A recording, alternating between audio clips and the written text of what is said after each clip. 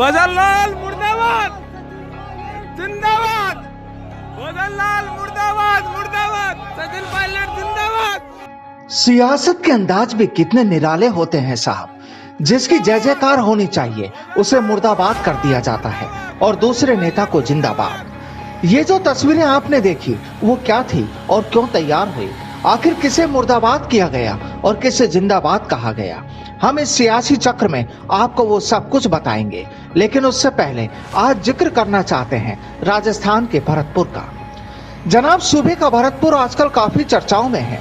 फिर चाहे बात गुनाह की हो या फिर सियासत की, याद तो आपको भी होगा भरतपुर का नाम आजकल काफी चर्चाओं में है और इन चर्चाओं की वजह से सूबे की हुकूमत को भी कटघरे में खड़ा होना पड़ रहा है।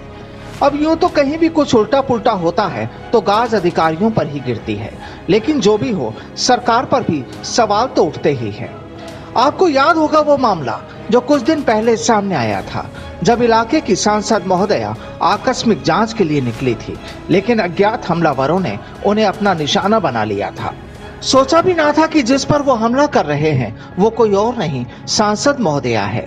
दिल्ली बैठती हैं, लेकिन फिर भी कोई डर नहीं।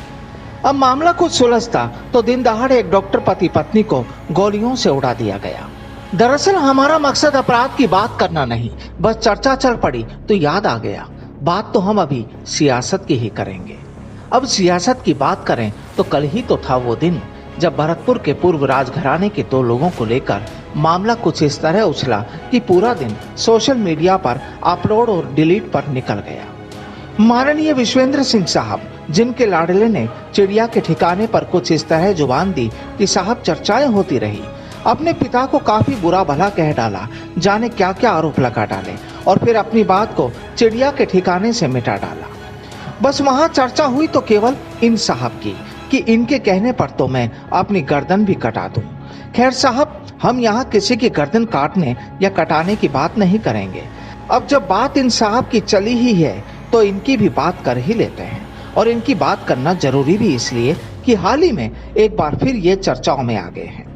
मामला बिल्कुल ताजा ताजा, पुराना नहीं, आज का ही है। अब जरा इन तस्वीरों पर गौर फरमा लीजिए।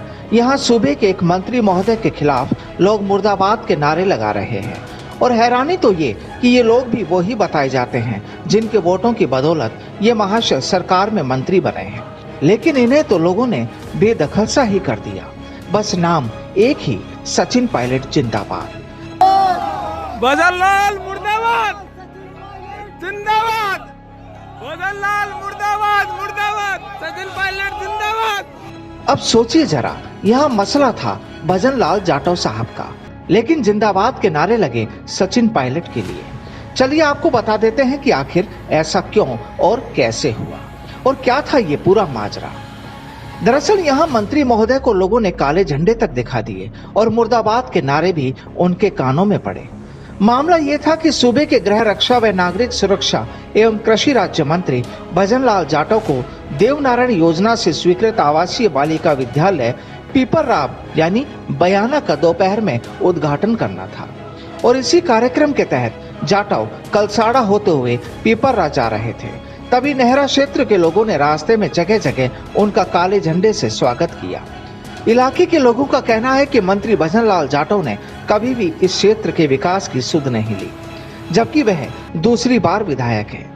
कहा तो ये भी जा रहा है कि उद्घाटन कार्यक्रम के बाद उन्हें वापस लौटते समय कलसाड़ा के कांग्रेस कार्यकर्ताओं ने और मंत्री के समर्थकों ने कलसाड़ा में भोजन प्रसादी का प्रोग्राम रखा था, लेकिन इस विरोध प्रदर्शन को देखते हुए भजनलाल कलसाड़ा आने के बजाय बयाना के रास्ते पर निकलने को मजबूर हो गए और बयाना से भुसावर के लिए निकल गए।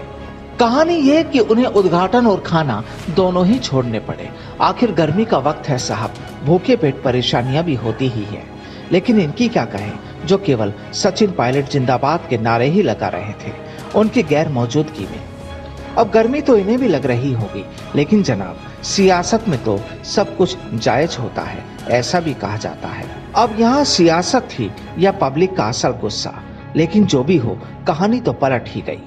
बात सूबे के मुखिया साहब तक भी पहुंची होगी, लेकिन वो भी क्या करें, माहौल ही कुछ ऐसा जो है। Bureau report, the fact India.